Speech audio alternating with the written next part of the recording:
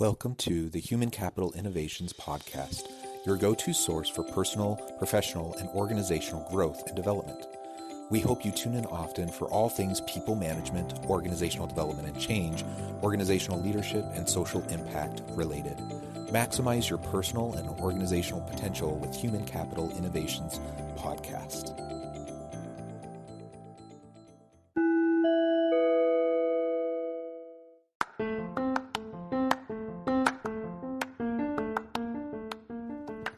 Welcome to the Human Capital Innovations Podcast.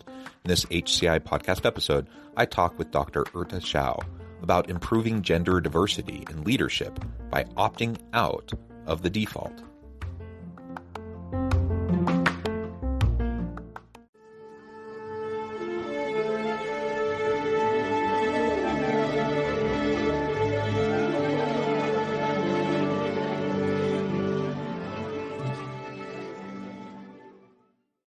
Dr. Erte Xiao, welcome to the Human Capital Innovations Podcast. Thank you very much. It's my pleasure to be here. Thanks for the invitation. It is a pleasure to be with you. You're joining us from Melbourne. It's morning for you there, I would imagine. It's late afternoon for me here in south of Salt Lake City in Utah. So I appreciate you with the time difference, your flexibility and willingness to meet. It's a wonderful opportunity to have a nice conversation with you today. We're going to be exploring a recent study that you and your team put out, and on the topic of improving gender diversity in leadership. And I like how it's framed in terms of opting out of the default. And I'll let you explain a little bit more about what you mean by that here in just a moment. As we get started, I wanted to share your bio with everyone. Professor Xiao obtained her Ph.D. from George Mason University in 2006. She currently works as a professor at the Department of Economics at Monash University, Australia. Her research interests pertain to the application of experimental methods to understand how incentives and social norms influence economic behavior. Prior to her association at her current university, she worked as an assistant professor at Carnegie Mellon University. She's also worked as a post-doctoral fellow at the University of Pennsylvania. What a tremendous academic pedigree and background, tremendous work that you do. Anything else that you want to share about yourself or anyone from your research team before we launch on into the conversation? Yeah, sure. So this research that we're going to talk about is a joint work with my colleague Lata at my department, and also Niswan from University of Melbourne. Excellent. And we are experimental economists. Yeah, and that is fantastic. And my background is, I consider myself a scholar practitioner. I'm a professional, a professor of organizational leadership. And my PhD is in sociology and international political economy. So I do a little bit with the social psychology and behavioral economics stuff myself, and then kind of bring that into an organizational setting. So most of really what you're focusing on in your report, just fits perfectly with the types of interests and framings that I often use in my own research, as well as my teaching and consulting and such. So it's really just a pleasure to be with you.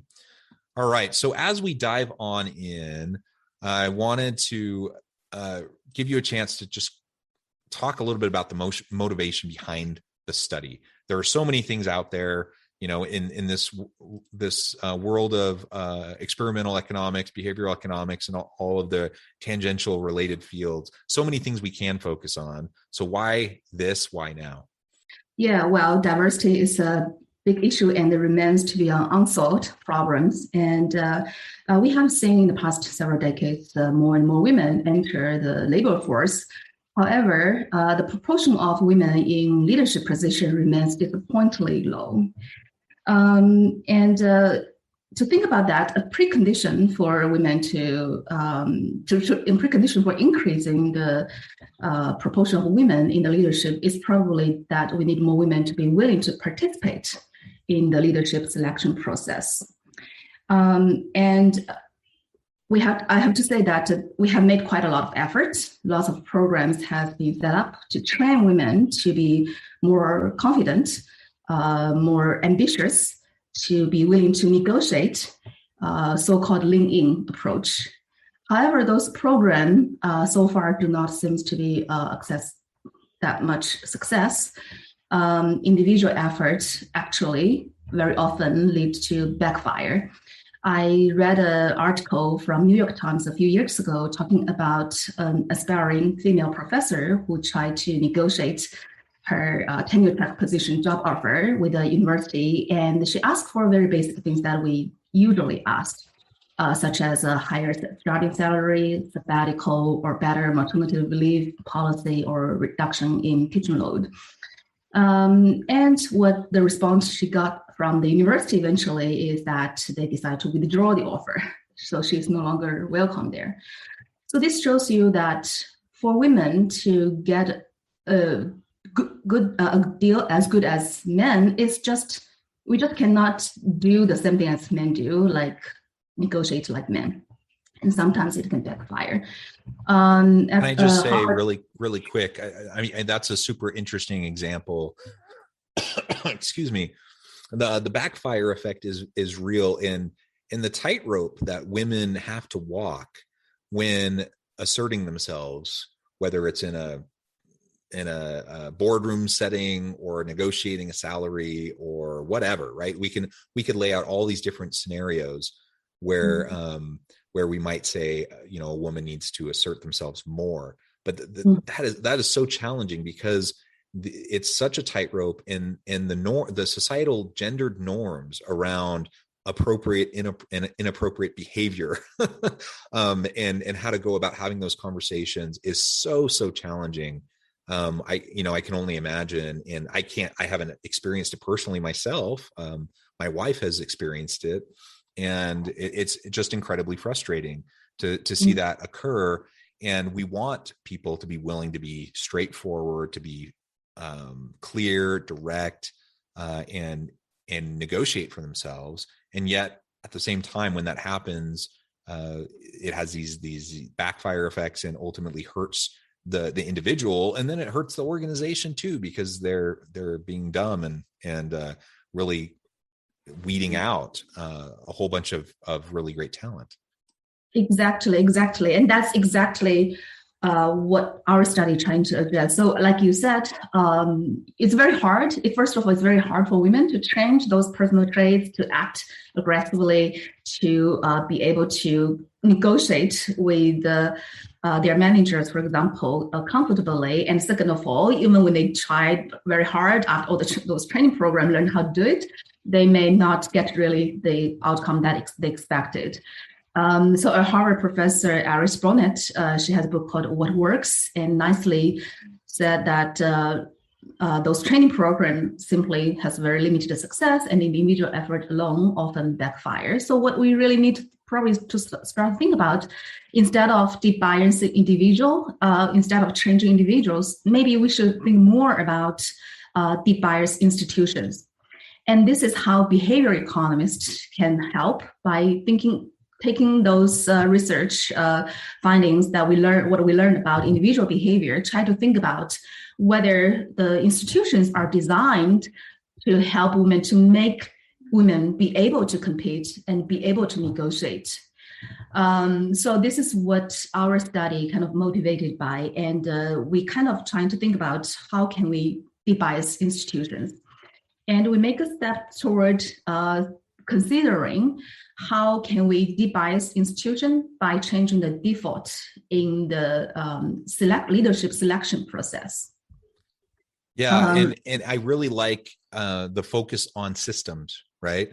So can we talk about being more effective as individuals, reducing implicit biases as hiring managers, as leaders, helping individuals understand how to assert themselves and be more effective? Can we do those individual level things? Sure, of course we can.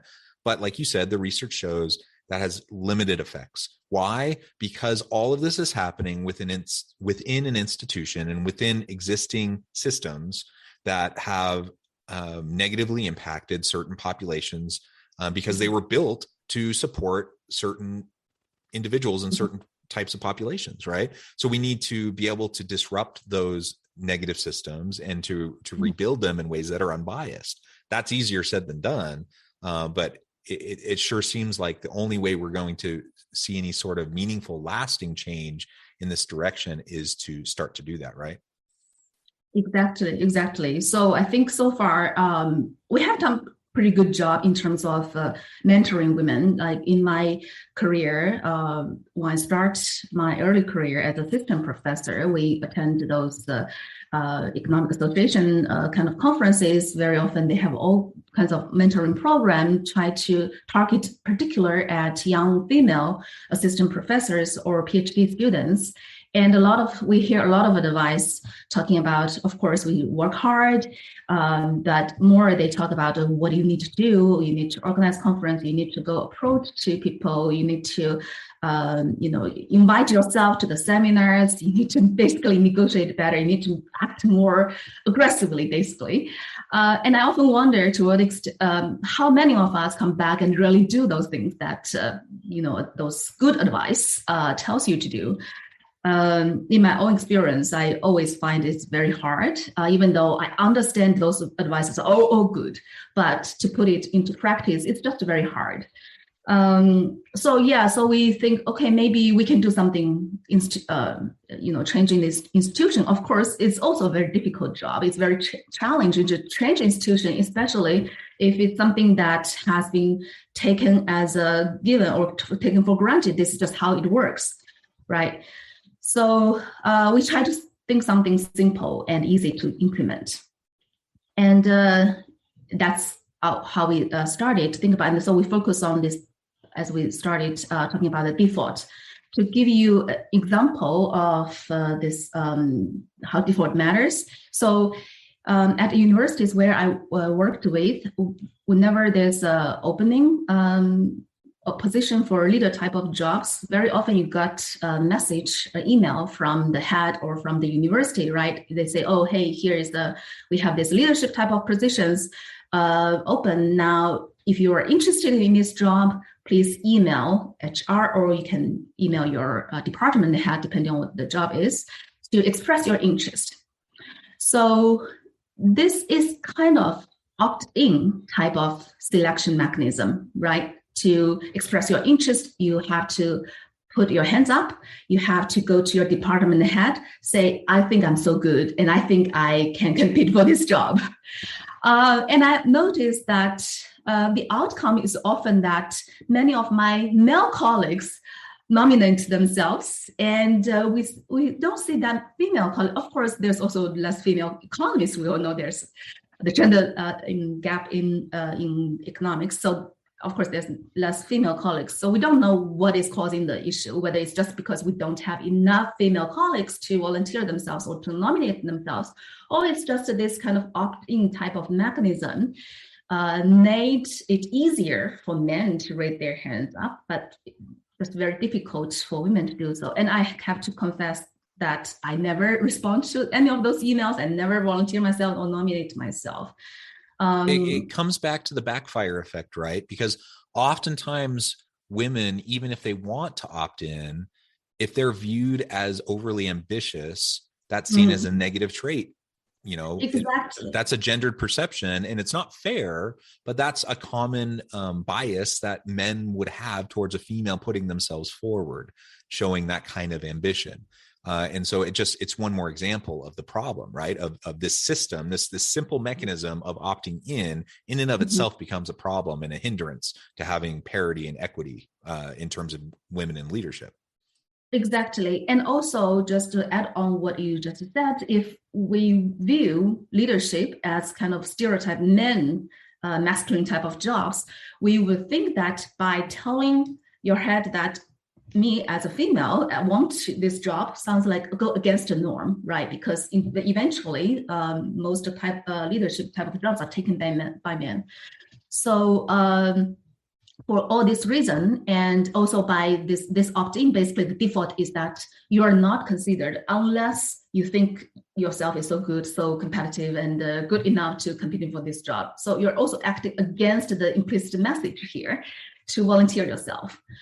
And same is true not only for leadership type of position, but also for promotion, for example, right? So in our career, when we want to promote from assistant to associate, from associate to full professor, you have to apply yourself. You have to go to your department head said that, hey, I think I'm qualified for full professor.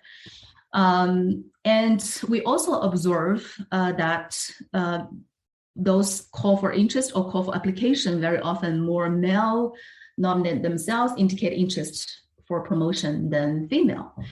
And in fact, I started to apply my apply for promotion to full professor because one day my department head walked into my office and he was telling me that, hey, Erte, I think you're ready for promotion. Would you like to consider to apply this year? And if you think about that, this is actually an opt-out mechanism, because in that conversation, I never felt uncomfortable to say, yes, I want to apply. This is very different, although it's sort of just very subtle difference, but it's very different than if my department simply send an email widely to the whole department saying, anyone who wants to apply for promotion can tell me, right? So this leads us to have this hypothesis, which is this opt-in mechanism in selection might contribute to the gender gap in leadership position. And we are interested in whether we can change this by simply switch to an opt-out mechanism, such that all the candidates who satisfy the basic criteria, or the qualified candidates, would be automatically considered for those positions, either for promotion or for a leadership position. So that's what we want to study in this paper. We just want to test this simple hypothesis. And of course, default effect, we're not the first one who showed this default effect, right? Default effect has been shown powerful in changing behavior in so many domains, such as organ donation and promoting more people to save or taking up insurance. What we want to do in this paper, and we're not aware of that many studies showing this gender difference in the default effect, and we want to apply this to the leadership competition process or selection process. We want to see whether by switching from an opt-in mechanism to opt-out mechanism, this default effect would have a greater impact on women's willingness to participate in the competition for leadership position as compared to men. Yeah, excellent. And that's a great setup for how the study was designed and what your motivation and your main kind of questions were as you were approaching this. So tell us a little bit about what you found and what your main conclusions were.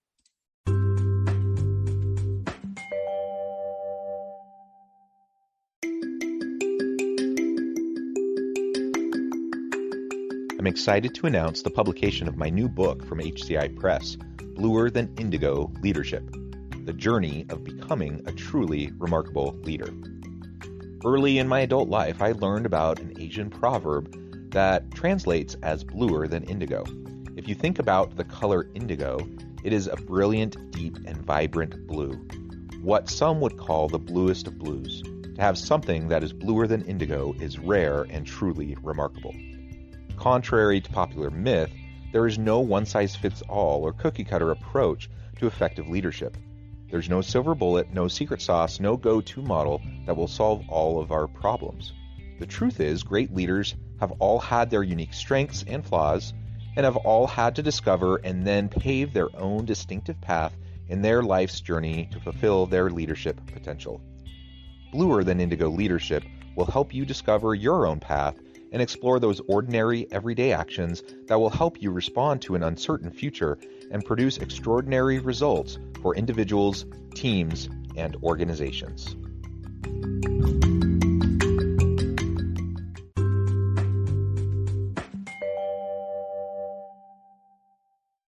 Yeah, so as I mentioned that we are all experimental economists, we are trying to draw causality that the opt-in mechanism is one of the reasons to lead to the gender gap in leadership.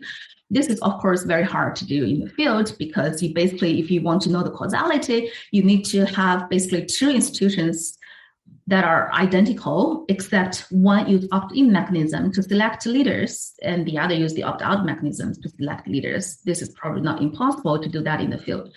So what we do is to use experimental methods. We conduct laboratory experiments where we create decision environment that simulate a similar decision environment in the field where people have to consider whether they want to compete for a leadership position. And then we simply just change one variable, which is opt-in or opt-out. So we conduct experiments where participants first just work on some real effort tasks. And then after they finish, we tell them that there's a second part of experiment where we're going to select a leader. Your group, each group will still work on the real effort tasks, but the money will goes to the charity. The job for the leader is simply to make a suggestion to the group how many tasks each of them should work on, and this is non-binding. So the leadership position that we are considered here is sort of like advice given type of leaders. You can think about this as community leaders, or I should say that in our department, for example, also the leaders is often the role is to coordinate, right, to give suggestions to the group what they should do. So it's not really very high power type of leadership, but we do that because we just want to have a very simple environment to draw the inference about the effect of opt-out. And then we create two conditions. In one condition, participants were told that if they want to participate, if they want to compete for the job, they have to select, yes, I want to compete for the leadership position. So they have to explicitly express their desire that they want to compete for the job. In another condition, opt-out condition, we tell them that every group members will be automatically considered for this position based on their previous performance. However, if they wish not to compete, they can opt out. So they can uncheck the box, says, yes, I will compete, and instead select the option that, no, I do not want to compete. So that's it. And then we just look at how many people choose to compete for the leadership position in this two environment. And in particular, of course, we want to see whether there's a gender difference in the participation rates. And what we find is that in the opt-in condition, on average, about 80% men decide to compete for the position, but only 50% women decide to compete for that position. But once we change the framing of the question to opt-out condition, the gender gap almost disappears. So 90% of men compete. So we see this increase of participation for both men and women, but the proportion of women who are willing to compete increased to 80%. And there's no statistical difference between men and women in this condition. So basically we close the gap in the opt-out condition. Yeah, and that, just to reiterate, I mean, that's an incredible shift just by one minor little change, right? Exactly. and instead of having an opt-in and having an opt-out, this minor little change made all the difference in the world in closing that gap. And now imagine if one little change like that can make that kind of a difference. Imagine if we start to look holistically and systemically across organizations, all the little policies, practices, procedures that occur that disproportionately privilege men over women. And we start to dismantle those things. All of a sudden, it seems reasonable to think that we could get to the place where we could have gender equity in the workplace. Now that's easier said than done to actually be willing to challenge our assumptions, challenge tradition, and to shift and make those adjustments. But I think sometimes this seems like an impossible task. And what you're demonstrating is it's not impossible. We can do this. Exactly. So we probably will talk about in practice what might be the challenges later. But let me just highlight another thing, just follow what you just said. One result I found particularly interesting is that we also ask participants to indicate whether they want to compete for the job or not if they know that they're best performer. So that means if they just say, yes, I want to compete, they will for sure win the position. And what we observe is that under the opt-in condition, there is still gender gap, more significantly higher proportion of men say they will participate or they will compete as compared to women. But when we switch to opt-out condition, again, we do not see any gender difference. In fact, we get 90% of participants, both for men and women, decide to participate. So this tells us those training program, right, by just telling women to act aggressively or train to improve their qualification, will still not work that well under the opt-in mechanism. Even if women know that if they're just willing to compete, they will for sure win the competition. Still, there's just something about the women. Maybe it's about this not want to show aggressiveness, not want to show this assertiveness, or not want to show ambitious. This all go against the stereotype of women. Just all this barrier created, we can now remove those barriers by just switching from opt-in to opt-out.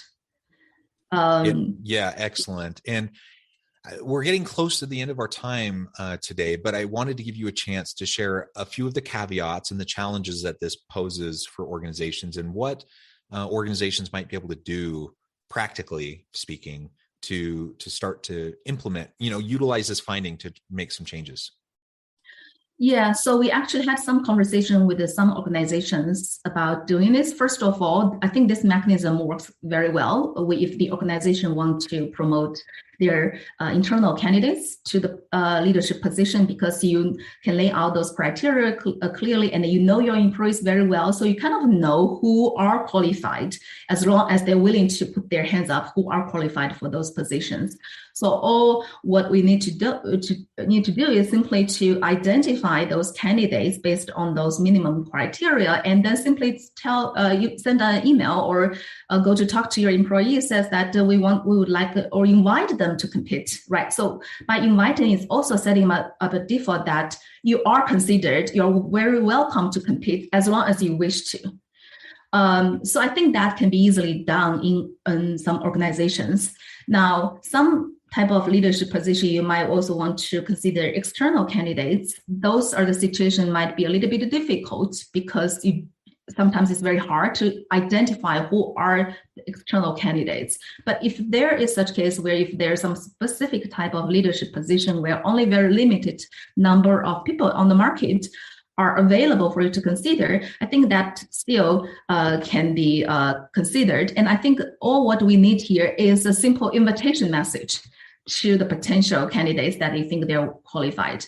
And sometimes I'm actually surprised that this has not been considered. Maybe people just have not really think about the default or the implicit message underlying the selection mechanism. Maybe we are all just thinking that the recruit message is always you send out an advertisement, and then you always assume that as long as people are interested, they would just nominate themselves, they would just submit the application. But if we understand the psychological mechanism underneath that, if we consider the norm behind that, it's probably not as straightforward as we would have thought. So I think it's very important for organizations simply just to think about what is the implicit, what is the default message underneath their selection mechanism. And in fact, our Universities Australia, which is the association of universities in here, they have just recently advertised our opt-out mechanism in their best practice recruitment guidelines as a potential solution to encourage internal candidates to apply for leadership position.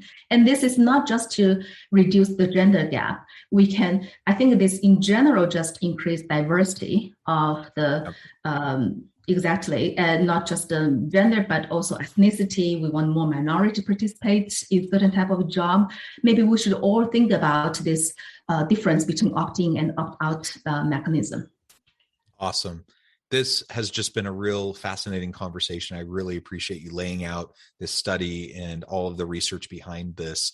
I appreciate the insights that you shared and the practicality of all this, and the reality that this is doable. Like, we can make changes that can erase the gender gap and provide equity and parity, not just for gender, but like you said, really for all different populations, that everyone, we can truly have a diversity, equity, and inclusion and belonging within our institution, our organization, and drive the value from that. It has been a pleasure talking with you. Before we close, I wanted to give you a chance to share with listeners how they can get connected with you and your team, find out more about your work, your research, and then give us the final word on the topic for today. Yeah, very nice talking to you, and I'm very glad to share this research with you. And I think there's lots of research still need to be conducted in terms of finding out how this mechanism works. And our team are very interested in this gender diversity issues, and we would like to apply those behavior insights into changing the institutions, thinking about how to design the mechanisms. And I would also want to advertise this experimental research as a methodology is a very good way to think about to really understanding the mechanism underneath that. And it's very nice to think about this collaborating with organizations, something you just cannot easily done in organization. You can have a child in the lab and doing some experiment to find out whether a certain mechanism would work or not. And our research is exactly for that purpose. We can pre-test some mechanisms to understand it before you really put into the real world to have really real impact. So yeah, very nice talking to you, and I hope more listeners would try to start to think about the message that they're sending when they think about how to design the mechanisms. Wonderful. Thank you so much. I encourage listeners to reach out, get connected, find out more about the research, find out more about the team and the work that's being done in this space. And as always, I hope everyone can stay healthy and safe. They can find meaning and purpose at work each and every day. And I hope you all have a great week.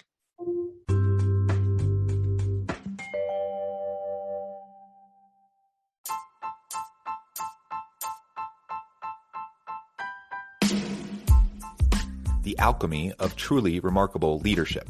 Ordinary, everyday actions that produce extraordinary results. Consider how the nature of work has shifted over the past 50 years. With increased globalization, rapid technological advancement, and the shift in economic composition, the average job of today looks very different than the average job of 50 years ago. What will the jobs and organizations of tomorrow look like? Moreover, what does this all mean for organizational leaders? What are the core competencies and capabilities of organizations and their leadership that are prepared for continued disruption and geopolitical and socioeconomic shifts? Regardless of what the future holds, increasingly, leaders need to be socially minded, data-driven, decisive, champions of talent, and disruptors of the traditional notions of leadership, teams, organizations, and work. The alchemy of truly remarkable leadership will help you to explore your own leadership competencies and capabilities and consider ways to apply and implement them into your workplace and personal life.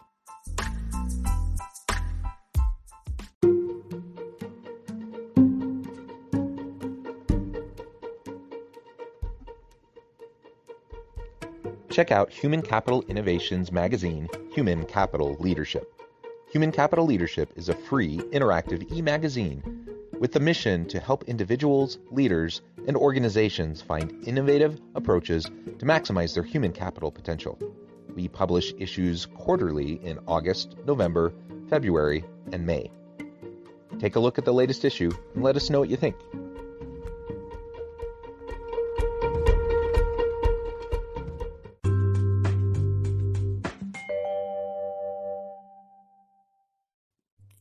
Thanks again for joining us for this episode of the Human Capital Innovations Podcast. I hope you stay healthy and safe and that you have a great week.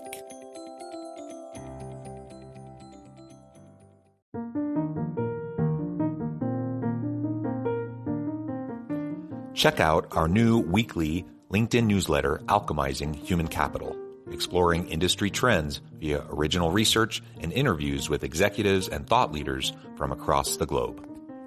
We look forward to having you join us.